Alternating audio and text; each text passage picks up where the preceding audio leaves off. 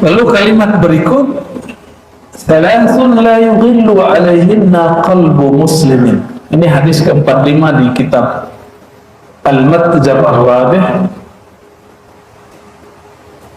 Tiga hal yang tidak terdapat dalam kalbu hamba seorang, tidak akan luput, tidak hilang dari kalbu seorang yang muslim. Berarti mesti ada tiga hal, la yughillu alaihinna qalbu muslimin. Tiga hal yang tidak akan luput, tidak akan hilang, tidak akan kurang dari kalbu seorang yang muslim. Di depan saya muslim semua, muslim dan muslimah, ya, betul? Pada syahadat semua, betul. Ciri-ciri muslim kan syahadat, toh? Syahadat, sholat, zakat, puasa, haji. Rukun imannya ada berapa? Oke, berarti sama lah iman kita. Kirain di sini kalau diatin jadi 7 gitu. Oke, apa ya tiga hal itu? Yang pertama, ikhlasul amal lillah. Ikhlasul amal lillah. Ketulusan, keikhlasan beramal semata-mata hanya karena Allah. Kita itu tidak mungkin ikhlas kalau nggak kenal kepada yang kita sembah. Maka ikhlasul amal lillah syaratnya cuma satu, ma'rifatul ma'bud, mengenal yang disembah. Kenapa seorang laki-laki tulus kepada pasangannya perempuan, bekerja pagi, pulang sore? Karena dia kenal, dia menafkahi siapa. Kenapa seorang istri, seorang pasangan, dia rela nunggu di rumah kalau dia tidak kerja, ya, tapi dia kerja di rumah, dia mengabdikan dirinya di rumah. Kenapa? Karena dia kenal kepada siapa orang yang dia abdikan dirinya. Dia kenal, dia mengorbankan keegoannya untuk siapa. Ya pasti ibu-ibu ini juga pengen kerja dong seperti laki-laki. Tapi kalau sudah punya anak, lain cerita, itu berat, gitu, ya, sangat berat. Jika kepada manusia nggak kenal, nggak mungkin tulus, apalagi kepada Allah Subhanahu Wa Taala. Oleh karenanya, kalau diringkas makna ini, tiga hal yang tidak pernah luput dari kalbu seorang muslim. Yang pertama adalah mengenal Allah, sehingga dia ikhlas beramal karena Allah. Berarti wajib belajar ma'rifatullah, wajib, ya. Wa munasahatu wulatil amri. Yang kedua, ini ciri-ciri muslim yang ideal. Tadi dia bermakrifat sehingga dia ikhlas. Yang kedua, munasahatu wulatil amr, tulus menasihati, membantu, mendukung wulatil amr, para pemimpin. Coba perhatikan, ini baru masalah dikit yang dihujat, semua salah presiden. Ya, benar ya? Macet di jalan, salah Jokowi. Ya, kita nggak nyoblos dia, cuma kita nggak gitu-gitu amat. Ya, kita nggak gitu-gitu amat. Kita kalau ada orang sudah dipilih, sudah dibaiat, dia diwakili oleh MPR, maka kita mendukungnya dan mendoakannya. Itu yang disebut dengan munasahah. Itu yang disebut nasihat. Bedakan hujatan dengan kritik. Nih mohon maaf nih, beda-beda politik gak ada masalah ya. Masa nggak ada pelajaran 2016-19 antum dikerjain oleh politikus yang berhati tikus, ya, demo yang enak korlapnya, koordinatornya, dia mah enak, orang di lapangan babak belur. Yang terjadi awal-awal betul bagus, sholawat, menasehati, lama-lama nggak ditunggangi. Kenapa? Ini terjawab nanti di hadis ini, terjawab nanti di hadis berikutnya, di kalimat yang masih sama, hadis 45.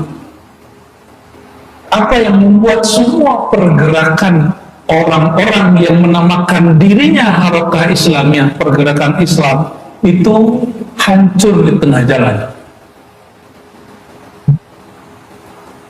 Nanti terjawab ya. Nah, sebelum sampai ke situ, ciri-ciri seorang muslim yang ideal, dia menasehati para pemimpin. Nasihat itu dimulai dari doa, mendoakan pemimpin. Perhatikan, sudah mendoakan pemimpin, dia minta maaf aja masih salah. Terus ente maunya apa? Saya nggak lagi belain dia. Quran mengatakan fa'fu, berilah maaf, bukan minta maaf. Maka meminta maaf lebih wajib daripada memberi maaf. Maka kita, kalau emang antum merasa dizolimi, berilah maaf. Ya, emang dizolimi, ada yang berkurang makannya selama 2 periode itu? Nggak ada ya? Maaf, sama gumung-gumung saya lihat ya. Jangan-jangan kita kena frame sesuatu yang meracuni otak. Saya alhamdulillah Allah perjalankan ke berbagai negeri muslim, dan tidak ada negeri yang senikmat negeri kita. Alhamdulillah Rabbil Alamin.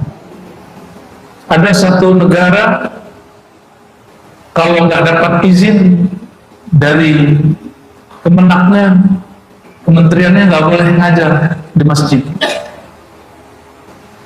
Ustadz Kernali ngurus nggak? Ngurus perizinan ceramah aneh nggak? Nggak ada. Kalau udah dapat izin di suatu provinsi, nggak boleh ngajar di provinsi lain kecuali dapat izin juga dari provinsi itu. Maka negara begitu nggak akan bisa menjadi negara kebangkitan Islam. Wallahi tidak akan mungkin. Walaupun dia mau simbol Islam, Melayu Islam, ya salah. Melayu Islam itu negara yang memberi kebebasan untuk muslimnya, untuk ngaji. Dan itu kita. Terus kok ada ustadz ngomong, wah ini lebih parah dari Firaun. Ya, saya nggak nyoblos dia, tapi kalau dia dituduh Firaun, saya juga nggak suka, Pak. Firaun itu berkata, ana rabbuka, aku Tuhanmu. Itu tanda dia nggak masuk ke hadis yang ideal ini. Mumpung orangnya udah mau turun, Pak. Ya, mumpung orangnya sudah mau turun, kita kan marahin terus ya. Dihujat PKI dia balas nggak? Ternyata nggak balas ya. Dihujat, dikata-katain terus sampai sekarang enggak, dia nggak balas. Sekali dia balas batal munasahatu latin umurnya ya. Ada seorang jamaah kita, sahabat kita di satu negara Islam juga, tetangga kita, muji-muji orang yang ngata-ngatain pemimpin kita. Itu hebat ya, Syekh Fulan, Kiai Fulan, Habib Fulan, hebat ya, kamu punya ulama begitu. Saya tanya balik, jika di kampungmu, di negerimu ada Kiai Habib Syekh seperti itu, kira-kira dia bertahan berapa jam baru mikir dia, oh iya ya, kalau di negara saya lagi khutbah langsung ditangkap tuh orang. Di Indonesia mulai dari 2016, bahkan dari 2000 tahun 98 sampai sekarang, kita punya kebebasan itu. Dan itu jadi mohon maaf, ini kesalahan kami para pendakwah. Justru ulama-ulama, dai-dai tidak mengajarkan syukur kepada umatnya, sehingga umatnya ngeluh tiap hari. Apa aja salah siapa gitu. Dia nggak mau menyalahkan dirinya. Ya, coba perhatikan ciri-ciri muslim ideal: munasahatu wulatil amr, menasehati, tulus menasehati, mendoakan, membantu, menyokong pemimpin. ulatil amr, ya. Kemarin nggak nyoblos yang kepilih, nggak kan? Tapi kalau udah kepilih gimana? Doain, jangan kutuk. Kita hidup di negeri yang dia pimpin, ya. Ciri-ciri satu negeri diberkahi. Ingin diberkahi nggak Indonesia? Ini kita masih punya jatah berapa tahun barangkali, wallahu a'lam, sampai negara. Masih ingat pandemi?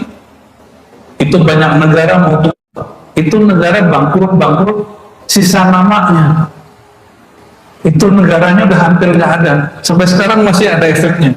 Bangladesh, kemarin lihat, Sri Lanka, itu pemimpinnya kabur. Itu efek dari pandemi. Nanti mungkin akan ada krisis yang lebih dahsyat dari itu. Sebelum itu terjadi, kita majukan negara kita, walaupun cuma beberapa tahun ini. Ya, gimana supaya negeri ini diberkahi? Mau diberkahi? Doakan kebaikan bagi pemimpin, walaupun kita nggak milih dia. Sepakat? Oh, saya nggak suka dia, antum nggak suka dia, tapi kalau orang itu suka mimpin, doain. Ya, saya aktivis 98, saya benci sama dia, ini masalah, itu urusan lain. Allah tidak pendendam. Masa ente pendendam? Allah mengampuni dosa orang yang mengakui kesalahannya. Masa kita nggak mengakui? Kayaknya kita lebih sempurna dari Allah itu. Ya, jangan-jangan antum lebih sempurna dari Allah. Nauzubillah min waluzumi jama'atihim. Dan yang ketiga yang ada pada seorang mukmin muslim di kaumnya, suka cinta berjamaah. Suka dan cinta berjamaah, ngaji jamaah, ya, pergerakannya berjamaah.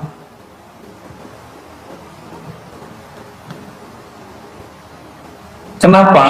Fa inna da'watahu tuhitu min man wara'ahum. Karena doa jamaah atau doa para pemimpin itu meliputi orang-orang yang ada di dalam lindungannya. Sampai di situ itu muslim ideal.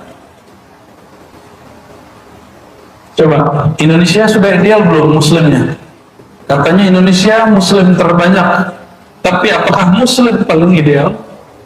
Pertama tadi apa? Qalbunya bermakrifat sehingga dia ikhlas. Yang kedua, ya, ciri orang menasihati pemimpin paling basic dia mendoakan. Paling basic. Kalau dia punya lisan, dia katakan yang baik. Senang nggak dinasehatin, dikritik di depan orang? Nggak. Benar, serius. Seriusnya. Ada orang nge-tag di kita, terus kita nggak dikata-katain di Facebook, di Instagram. Marah nggak? Tersinggung? Ya, karena antum bukan wali soalnya. Kalau wali Allah nggak tersinggung, diam aja, biarin gitu. Repot ngurusin satu orang, satu akun. Oke, kenapa pergerakan manapun, masjid manapun, ormas manapun, harakah manapun, pergerakan Islam apapun namanya, itu di tengah jalan hancur? Ini dijawab di sini. Wa man kanatid dunya niyatuhu farraqallahu alaihi amrahu. Nah, ini kalimat sangat jelas, ini kaidah. Ini kaidah dari Sayyidina Muhammad sallallahu alaihi wasallam. Siapa yang dunia niatnya, dunia itu isinya apa aja? Dunia isinya apa aja? Mulai dari basic dong. Makan, minum, berarti urusan duit. Ya. Apalagi kalau udah makan, minum, tenaga banyak, punya syahwat, kawin. Apalagi kalau sudah kawin, makan, berduit, pengennya apa? Berkuasa, pengen terkenal, Maka popularitas bagian dari ujung dunia. Jadi dunia itu basicnya adalah uang, dinar, dirham, ujungnya popularitas.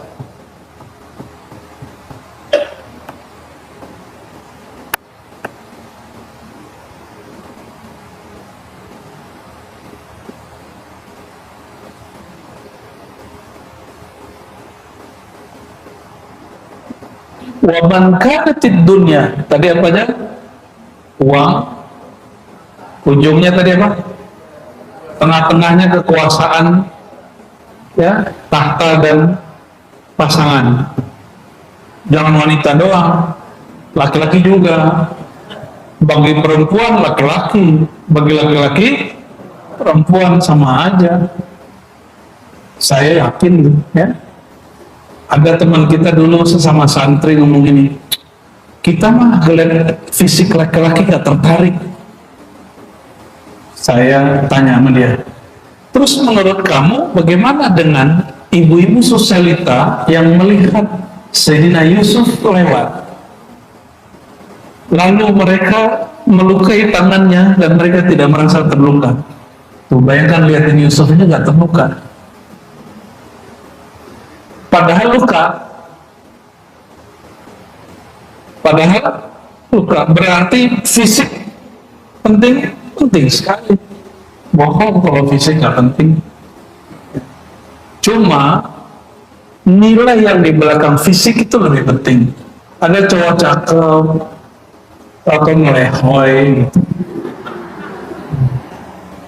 Cowok cakep tapi nggak tegas, ya sunat lagi dia harusnya. Waman kanatid dunya niyatu, siapa yang dunia adalah niatnya, niat di kalbu atau di pikiran? Di kalbu. Siapa yang naruh dunia di kalbunya, gitu maksudnya. Mau dia ustadz, mau dia pemimpin, mau dia seorang pegawai, karyawan, mau dia suami, mau dia istri, mau dia santri, mau dia kiai, sama. Siapa yang dunia yang dia mau. Sekarang kiai ngebet pengen terkenal, lucu. Kiai kok pengen terkenal? Kata Imam Athaillah, untuk apa kamu pengen terkenal? Engkau jika mengajar, engkau akan dikenal oleh makhluk yang engkau ajar. Terus pengen terkenal di mana? Pengen jadi salep, jadi salep aja. Yang dikenal pada hakikatnya hanya baginda Nabi Muhammad SAW. Ya.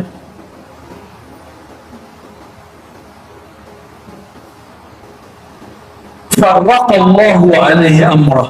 Maka siapa yang dunia di kolbunya, cinta dunia, cinta uang, cinta kekuasaan, cinta popularitas, ya. Farraqallah, Allah akan farraqa, apa arti farraqa? Pecah belah, hancurkan amroh, urusannya, pergerakannya. Partai Islam kalau sudah senang sama kekuasaan, coba lihat, sama aja sama partai-partai nasionalis, ya, pakai mahar-mahar juga. Tapi kita lihat masih ada beberapa partai Islam, ya, teman-teman saya beberapa santri-santri culun ya, tapi dia punya dedikasi untuk umat yang luar biasa. Itu masuk Pak jadi anggota dewan di daerah sih, ya. Ada yang kesemangatan, ukurannya ukuran daerah, dia ngambilnya provinsi, ya salam, ya. Karena apa? Karena menggebu-gebu menginginkan kekuasaan yang lebih tinggi, padahal tulangnya belum tinggi, gitu. Sama ya, buat majelis, buat pesantren, buat pergerakan, apapun pergerakan hari ini, kalau dunia sudah menjadi menguasai kolbu, pasti itu amburadul, ya. Masih ingat orang, masih ada nggak, apa namanya, mohon maaf nih kita sebut aja, 21 Maret, misalnya Dan tak ada. Nggak ada. Padahal kita tadi senang loh. Kita senang loh tadi, keren deh. Kayaknya UMKM orang Islam maju nih. Saya kemudian bertanya-tanya, apa salahnya? Di majelis yang kita dulu pegang, waktu mereka kemudian tanam saham di 212, itu di majelis nggak ngaji lagi. Saya datang, mereka masih ngomongin, lo invest sekian, ngomong begitu, ntar lo dapat sekian, udah mikirin duit. Saya, gurunya udah datang, dia ngomongnya begitu, Pak. Bayangkan.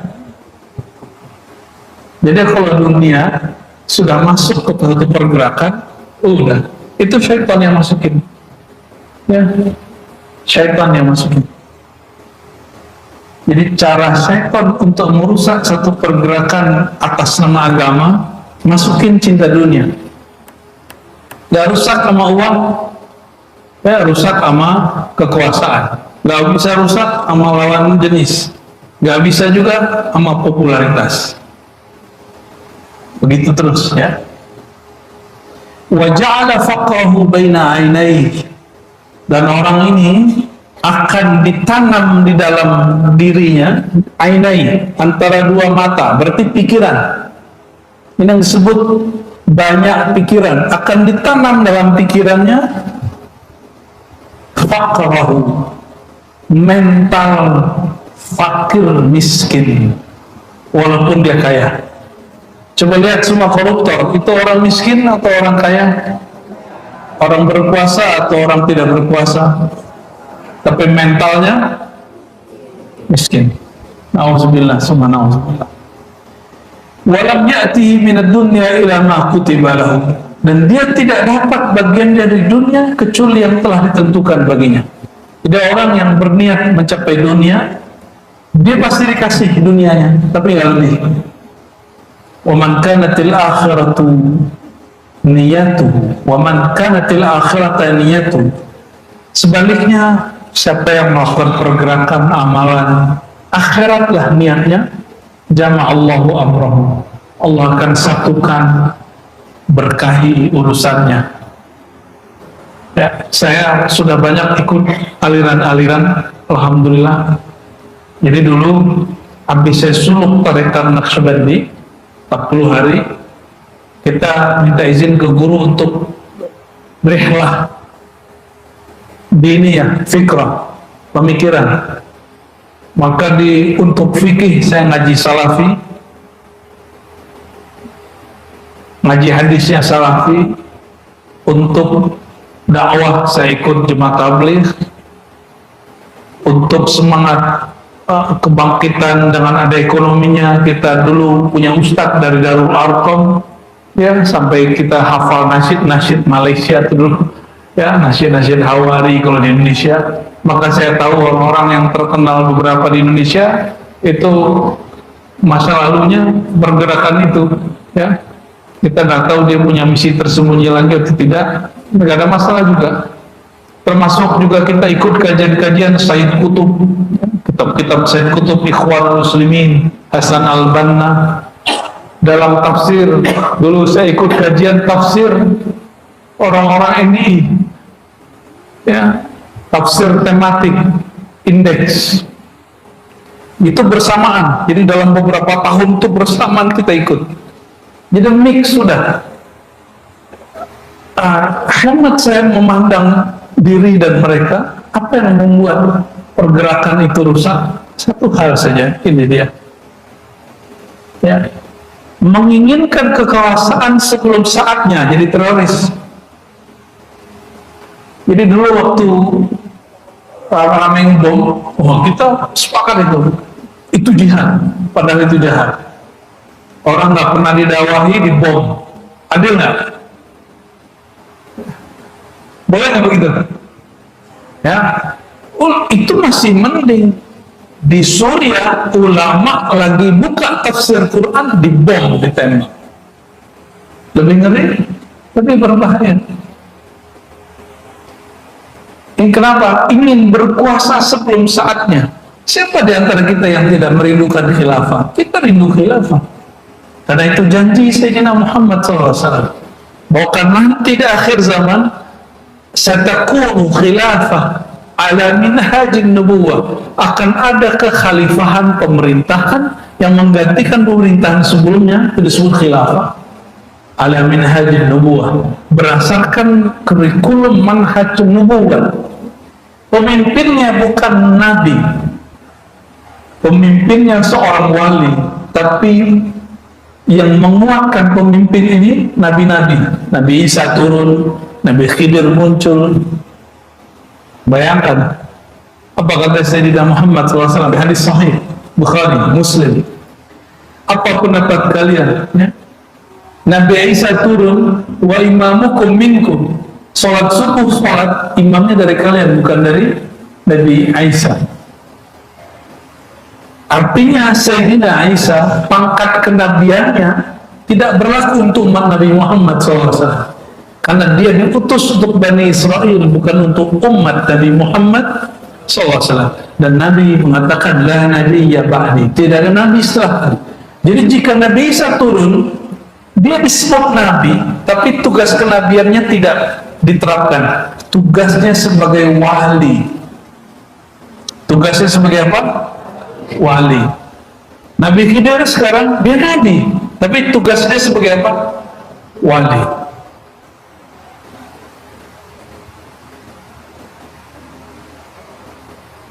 Jadi semua pergerakan yang kita ikuti semuanya merindukan khilafah.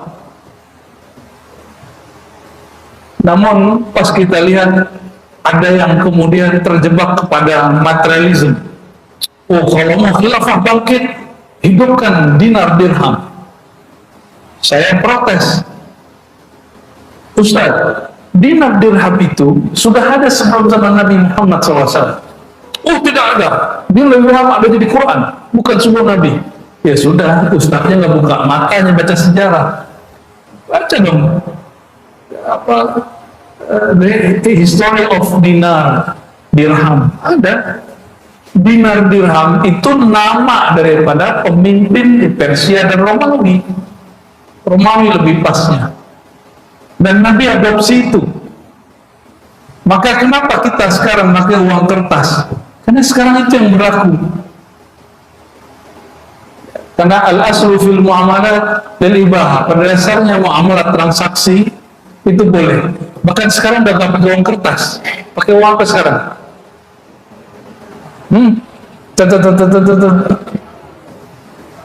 Ini musim, ini sudah puncak peradaban manusia, sudah nggak ada lagi.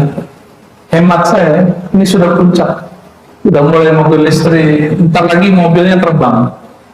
Habis itu kiamat sudah. Walam ya'ti minad dunya ila ma kutiba wa man kana akhiran yatu jama'a Allah wa ja'ala ghina fi qalbi. Orang kalau akhirat di kalbunya. Akhirat itu secara harfiah hari akhir. Kalau bahasa orang hari ini disebut visioner. Orang yang punya visi, maka dia ngejar visi, tujuan dia apa? Kalau orang sudah punya tujuan, jalan di sini mentok, dia tunggu nggak jalannya dibuka, atau dia buka jalan baru? Yang penting dia nyampe. Yang mana yang pas? Nah, yang disebut mujaddid setiap 100 tahun itu yang membuka jalan baru, yang penting nyampe di ujung. Dan mohon maaf, ini saya harus luruskan, banyak orang mengatakan bahwa mujaddid tahun ini muncul 2024, belum. Kenapa? 2024 itu baru 100 tahun dari tumbangnya khilafah Utsmaniyah. Bukan khilafah juga, itu dinasti daulah, tapi mereka masih punya spirit khilafah. Tumbang 1924. Waktu itu Mekah, Madinah dikuasai oleh daulah baru pecahan Utsmaniyah, namanya Hashimiyah.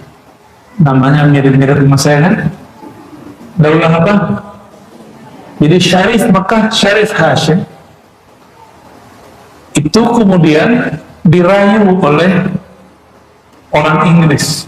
Ya, kalau orang Inggris ini kakinya dua, satu di Najd ada kelompok Wahabi, ada kelompok Saudi, mereka kawin, buat MOU, jadilah sekarang negara Saudi. Mereka kemudian usir zuriat Nabi, pemimpin Mekah Madinah yang bernama Syarif Hashim. Maka larilah Syarif Hashim dan keluarganya ke Yordan. Makanya sekarang Raja Yordan itu belakangnya Al-Hashimi, yaitu zuriat Nabi Muhammad SAW dari jalur Sayyidina Al-Hasan, bukan jalur Habaib Sayyidina Al-Husain. Di jalur siapa? Sayyidina Al-Hasan, disebut Syarif. Ya.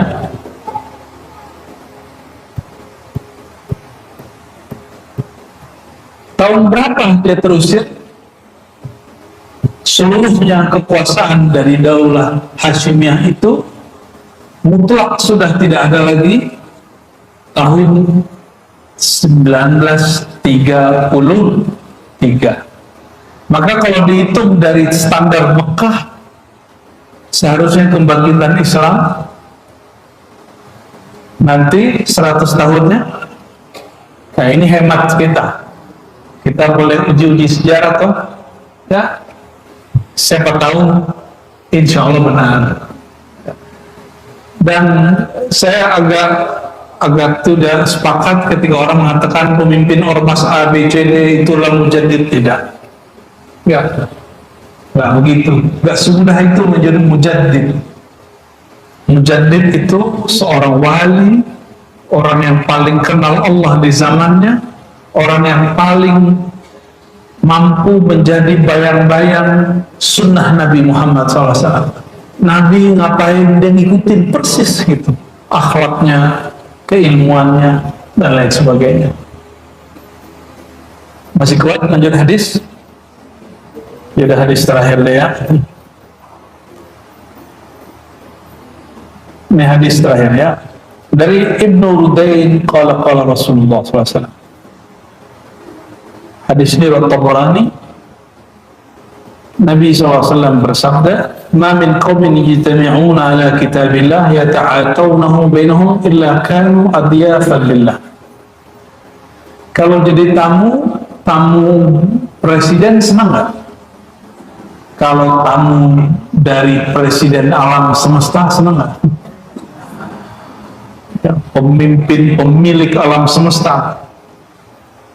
Apa kata beliau? Tidaklah berkumpul satu kelompok yajtami'una ala kitabillah, berkumpul mempelajari kitabullah, ilmu Allah, sunnah Rasulullah, yata'atawnahu bainahum, mereka saling sharing ilmu, kita sebut muzakarah atau ta'lim begini, illa kanu adyafan lillah, maka mereka menjadi tamu-tamu Allah.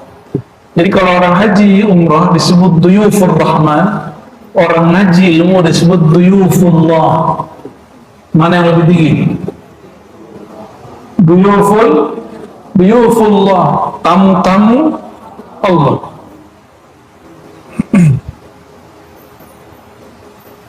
Wa illa, bahkan haffathumul malaikah, malaikat mengurusi mereka sampai mereka berdiri. Jadi nanti sampai kita bubar, itu malaikat nggak bubar, nunggu kita bubar.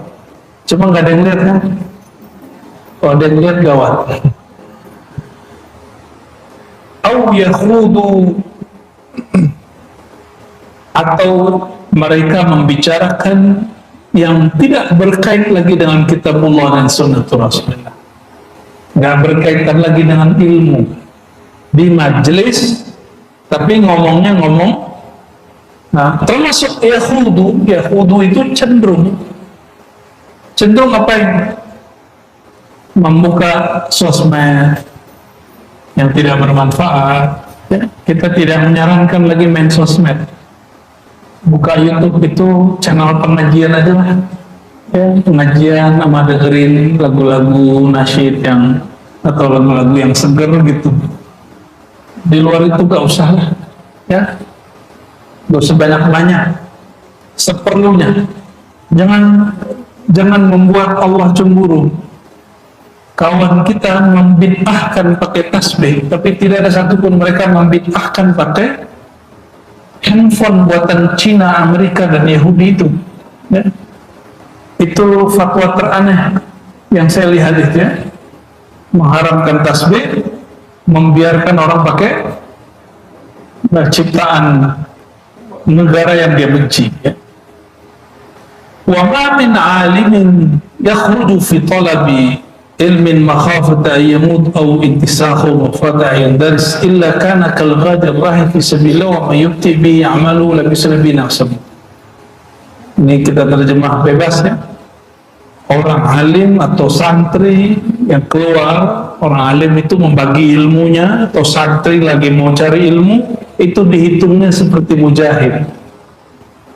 Dihitung seperti mujahid, ya. Berarti di depan saya mujahid ini, ya. Mujahid atau mujahid? Insya Allah mujahid. Lalu ditutup dengan satu kisah dari Abdullah bin Ahmad bin Hanbal, anak dari imam yang keempat. Beliau berkata, aku pernah bertanya kepada ayahandaku, Imam Ahmad bin Hanbal, pendiri mazhab Hanbali, murid Imam Syafi'i. Dia punya anak namanya siapa tadi? Abdullah. Abdullah bertanya kepada ayahnya Imam Ahmad, wahai Imam Ahmad bin Hanbal, kita sering salah menyebut, kita sebut Imam Hambali. Imam Hambali itu enggak, secara nama enggak benar. Nama beliau Ahmad bin Hanbal. Hambali itu nama mazhabnya. Kalau Imam Hambali banyak, ada ribuan. Kalau Imam Ahmad bin Hanbal, pendiri mazhab Hanbali, satu orang itu. Wafatnya tahun 241 Hijriah. Udah lama, ya? 200 berapa? Sekarang berapa? Bayangkan, ini hebatnya ahli hadis. Kisah di zaman itu masih ditulis sampai hari ini. Masih ada. Qultu li abi, aku bertanya kepada ayahandaku, atahajjadu bil-lail aw aktubul ilma. Wahai ayahanda, jika ada dua amalan, satu tahajud wiridan, satu nyalin ilmu, nulis ilmu atau diskusi, mana yang aku pilih? Qala aktubul ilma, salinlah ilmu, pelajarilah ilmu.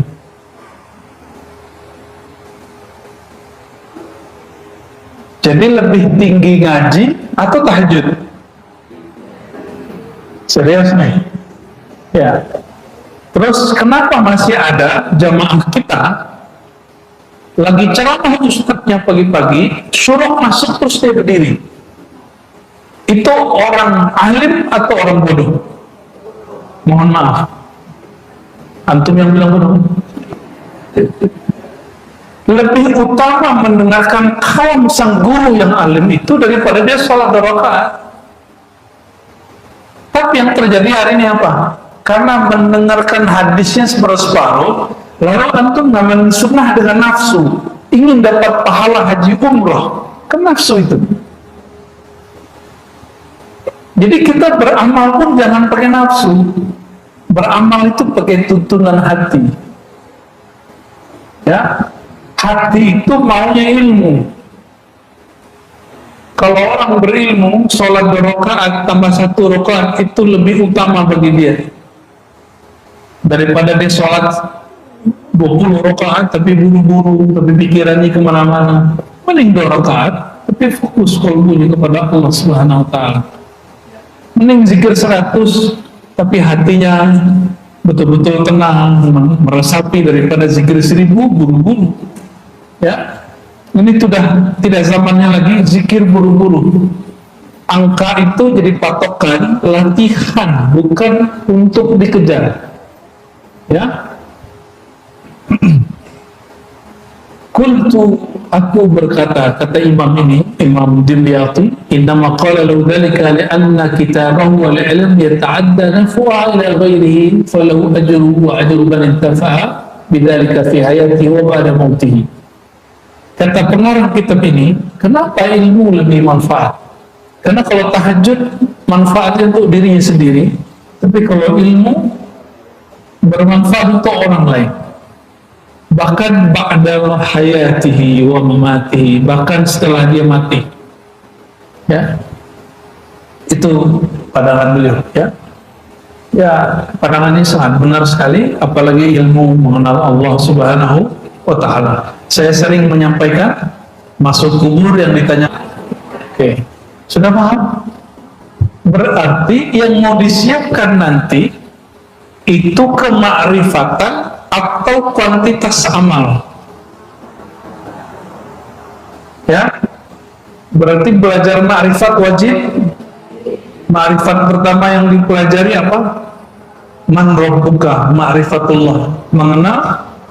Pertanyaan keduanya apa? Siapa Nabi? Berarti ma'rifatun Nabi sallallahu alaihi wasallam. Orang nggak kenal Nabi, nggak kenal Allah. Orang nggak kenal hakikat Sayyidina Muhammad SAW, maka dia tidak mengenal hakikat dari nama sifat Allah SWT, apalagi hakikat zat Allah. Ya, oleh karenanya al-fana fi Sayyidina Muhammad SAW, fi hubbi Sayyidina Muhammad SAW, al-bab al-awwal fi fana'i fillah. Orang asik belajar mencintai Nabi Muhammad, itu awal cinta kepada Allah. Sudah cinta ke Allah belum? Gak bisa dibayangkan. Jadi cinta ke Allah itu diukur dari cinta kepada Nabi Muhammad SAW. Karena Allah itu transenden, gak bisa dibayang-bayangkan. Jadi alat indikator kolbu ini cinta kepada Allah, seberapa cinta dia kepada Nabi Muhammad SAW. Ada yang sudah ketemu Nabi Muhammad? Belum ya? Berarti cari pewaris Nabi Muhammad. Maka mencintai pewaris Nabi Muhammad ini cinta rohani, bukan cinta fisik. Cinta rohani. Mencintai nur di dalam dirinya. Itu adalah awal mencintai Sayyidina Muhammad SAW. Jadi mulailah cintai guru-guru, muallim, para ulama, bukan cinta emosi. Ya, bukan cinta kelompok mazhabi, bukan cinta-cinta politik. Ini kalau ustadznya beda politik, mah kita nggak ikut lagi. Ya, ini paling lucu ya, jamaah itu kayaknya paling lebih alim dari ustadznya. Ustadz itu hebat, tapi sering ngomong begitu tentang gurunya. Berarti ente aja jadi guru, ya? Gak usah berguru ke yang lain. Ente jadi guru, masih pakai tapi-tapi. Berguru itu tanpa tapi. Baru ilmunya berkah. Baru guru ilmunya berkah, ya. Allahumma sholli ala Sayyidina Muhammad wa ala Sayyidina Muhammad. Jam 9 ada pertanyaan.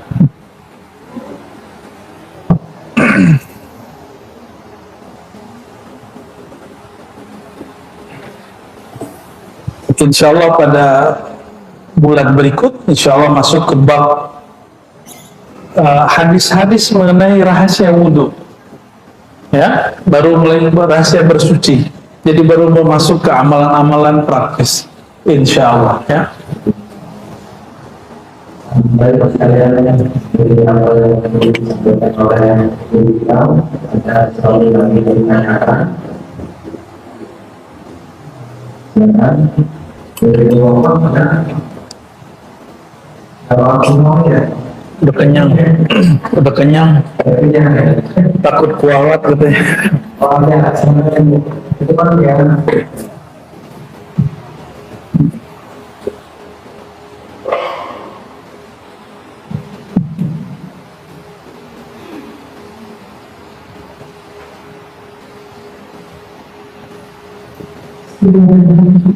Assalamualaikum warahmatullahi wabarakatuh. Selamat. Dari kita dan ya kalau lagi pikir dan pikiran itu suka terlalu terus sulit untuk konsentrasi. Allah tidak mengatakan nama yang lain. Apakah kalau lagi tidak itu Allah tidak mengatakan Ya, oke. Assalamualaikum. Zikir itu pakai pikiran atau pakai kolbu? Sudah tahu jawabannya? Kalau pikiran pasti banyak, tapi kalau kolbu cuma satu. Kolbu kita bukan untuk pasangan kita loh ya. Kolbu kita hanya untuk Allah Subhanahu wa Ta'ala. Kenapa Allah mengatakan dalam ilhamnya Syekh Abdul Qadir Jilani dan ilham yang diterima juga oleh Zunnun Nasri lalu ditulis kembali oleh Imam Ghazali, qalbul mu'min arsyullah atau baitullah. Kalbu orang beriman itu tempat ingat Allah, bukan pikiran. Jadi ibu zikirnya pakai pikiran, makanya begitu. Kalau ibu kerja pakai pikiran, ngurusin rumah pakai pikiran, jangan pakai zikir. Ya, tapi kalau kita sedang berzikir pakai kolbu, dan itu caranya mesti ditalkin oleh ahli zikir. Karena belum ditalkin itu, udah ditalkin aja masih begitu kadang. Ya, udah ditalkin, kalau nalkinnya nggak sampai nusuk sampai ke kolbunya, maka dia akan mencari-cari. Ya. Jadi kenapa seseorang tidak dapat khusyuk dalam sholatnya, tidak dapat konsentrasi dalam zikirnya? Karena secara tempat dia salah pasang. Kalau di kampus kita nyebut salah epistemologi, salah cara menerapkan alat. Alat ini untuk apa, dipakainya untuk apa. Kalau makan yang ada, makan soto Betawi pakai garpu atau pakai sendok? Ya, pakai sendok apa pakai jari? Katanya haram kalau pakai sendok, katanya haram. Jadi alat untuk ngambil ini harus benar. Yang mesti pakai sendok kita sendokin, yang mesti pakai garpu kita. Oke, itu ilustrasi aja ya. Oke, terjawab? Ya, ibu cari guru yang bisa mentalkin. Ya, banyak kali talkin di Indonesia, banyak. Ya, kalau nggak datang ke Ribat, di sana sudah ada Buya Asfi, Buya Aldomi, Buya Yunal, itu mereka sudah biasa mentalkin zikir. Ya, tapi itu biasanya ada tahapan-tahapannya. Disuruh zikir apa dulu baru talkin. Ya, datang aja ke Ribat kalau mau talkin. Tapi bukan nama saya ya, talkinnya. Oke, lanjut. Assalamualaikum.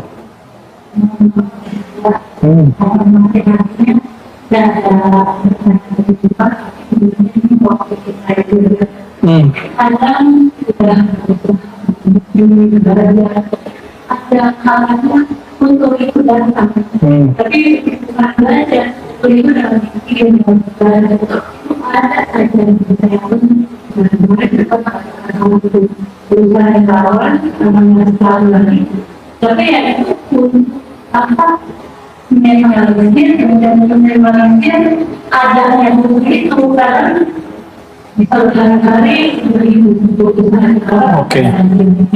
Baik. Assalamualaikum. Istilah futur lebih dikenal di kalangan pergerakan Ikhwan Muslimin. Waktu saya dulu ngaji kitab-kitab Syekh Hasan Al-Banna, Syekh Kutub.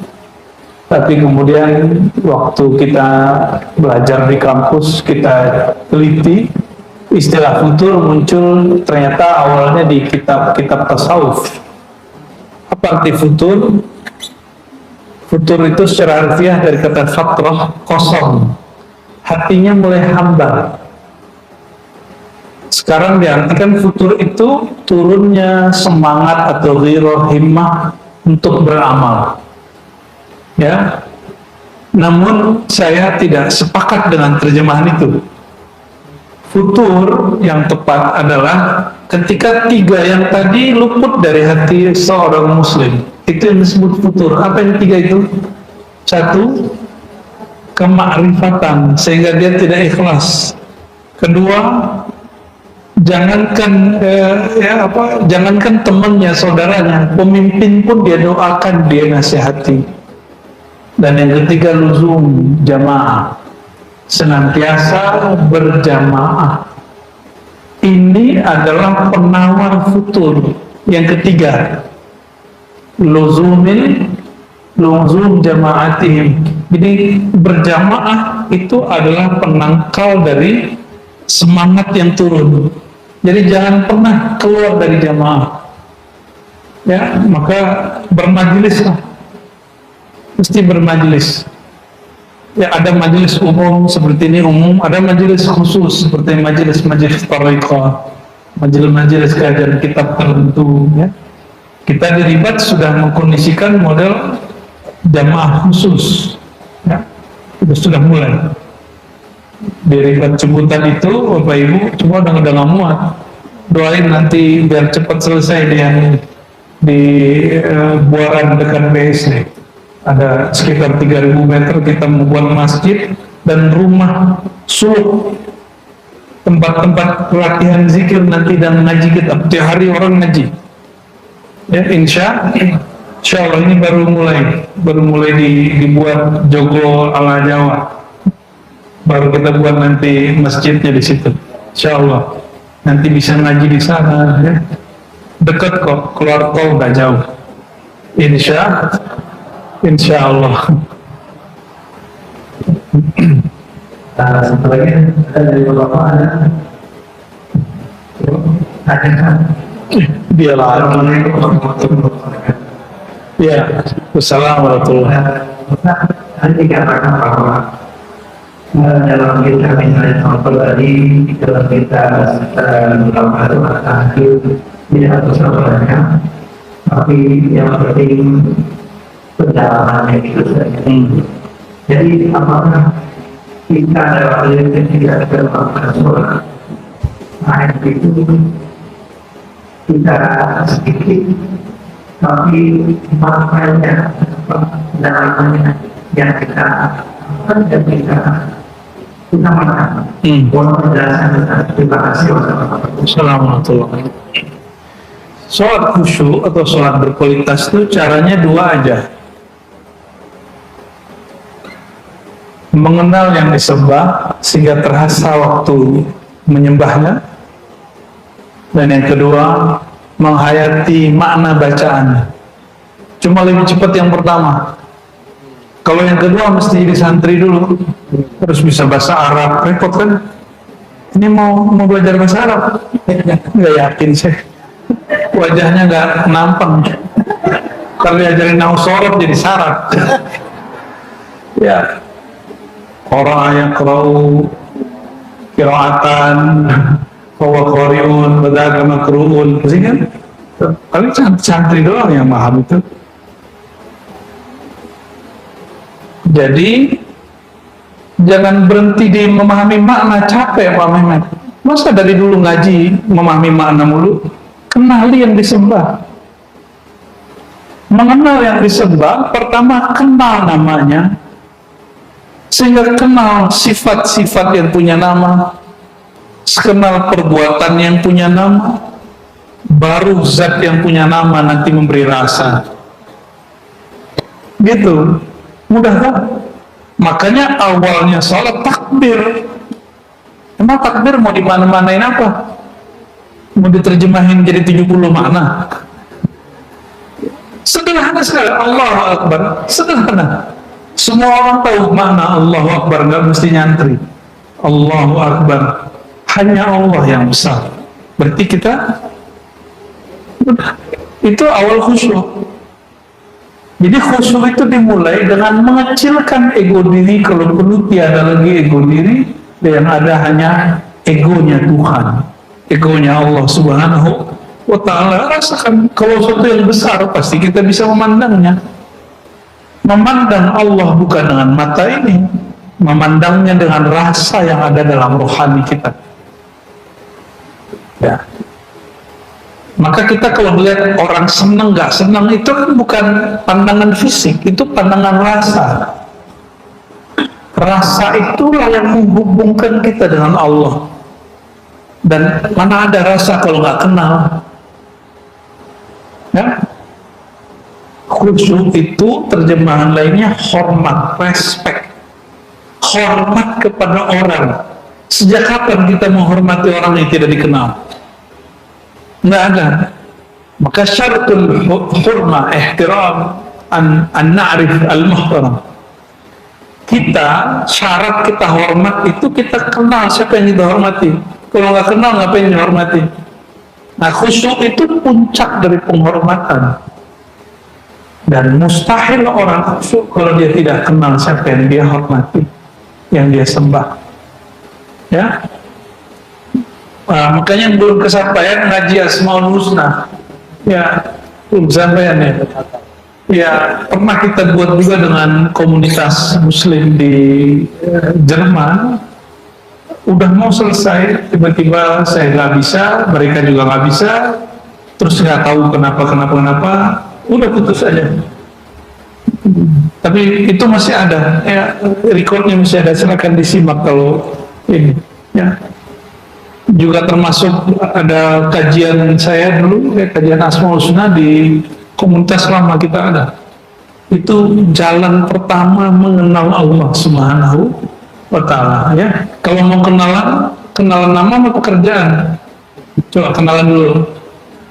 Ya, nama saya Rozi, kerjaan kamu apa?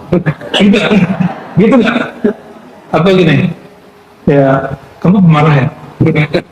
Emang begitu kenalan? Kan enggak. Kenalan pertama apa? Siapa namanya Ustaz? Gitu. Berarti ma'rifat pertama yang wajib diketahui manusia adalah ma'rifat nama. Mengenal Allah, mengenal namanya. Maka mengenal Sayyidina Muhammad SAW, mengenal nama-namanya.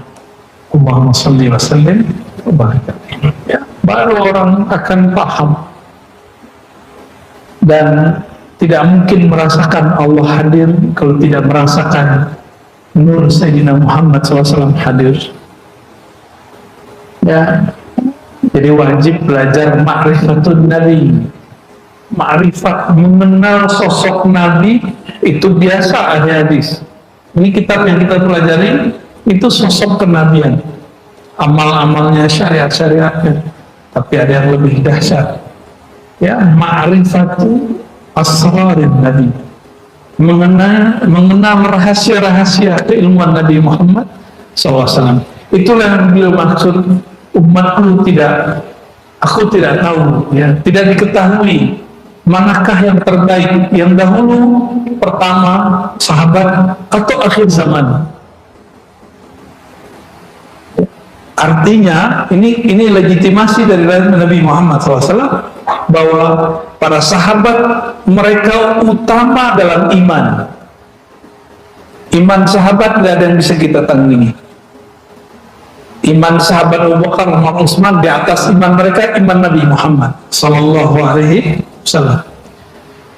Tapi untuk kemakrifatan, keilmuan, itu jagonya akhir zaman. Dan saya berharap, berdoa, semoga negara kita Indonesia, karena setelah kita melihat banyak negara yang menganggap dirinya Islam, ternyata kebebasan mempelajari ilmu tentang Allah itu cuma di negeri ini. Ya, negeri jiran ada orang mau ma'rifat difatwain sesat oleh MUI-nya. Serius. Ada orang ngomong buka tarekat Syatariah, itu sahabat saya difatwain sesat. Tarekat Idrisiyah, imamnya meyakini bahwa dia langsung ditalkin Rasulullah SAW, karena jaraknya dengan Nabi sekian abad, itu langsung difatwain sesat. Di Indonesia biasa aja, ya, silakan Anda mengaku ketemu Rasulullah, silakan, ya, yang penting pertanggungjawaban rohani. Nah, semoga negeri ini menjadi tempat mercusuar, bahkan lebih dari mercusuar, sumber dari kebangkitan Islam akhir zaman, ya. Insya Allah. Khalas. Alhamdulillah. Saya baru tidur 1 jam. Allahumma salli ala sayyidina Muhammad ila ruhin Nabi sallallahu alaihi wasallam wa ila sayyidina Muhammad wa ala sayyidina wal qadir wa salam sayyidina Jibril wa salam sayyidina Mikail wa li jamil awliya wa rijalillah wa rijalil ghaibi wa ila anfusina wa zawahirina wa batinina wa arwahina al-Fatiha.